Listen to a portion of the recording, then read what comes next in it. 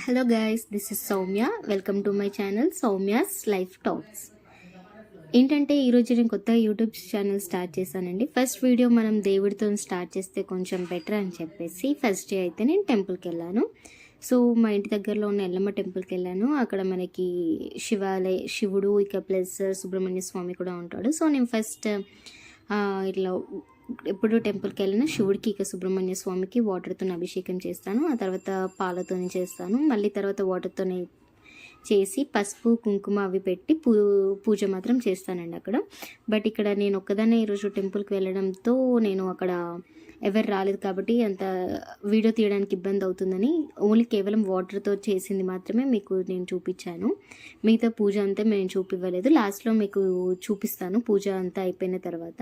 అక్కడ ఏంటంటే ఇప్పుడు మనం ఇట్లా పూజ చేస్తూనే ఉంటాము, మిగతా వాళ్ళు వచ్చి మళ్ళీ వాటర్ పోస్తూనే ఉంటారు. చూడండి, ఇప్పుడు నేను అక్కడ పసుపు అన్ని పెట్టాను, బట్ నేను అక్కడ పూజ చేస్తున్న టైంలోనే వచ్చి మిగతా వాళ్ళు వచ్చి వాటర్ పోసారు. అందుకని అక్కడ అలా కనిపిస్తూ ఉంది. నెక్స్ట్ పూజ అంతా అయిపోయిన తర్వాత ప్రదక్షిణలు చేశాను. ప్రదక్షిణలు మాత్రం 18 ప్రదక్షిణలు చేస్తాను సుబ్రహ్మణ్య స్వామికి.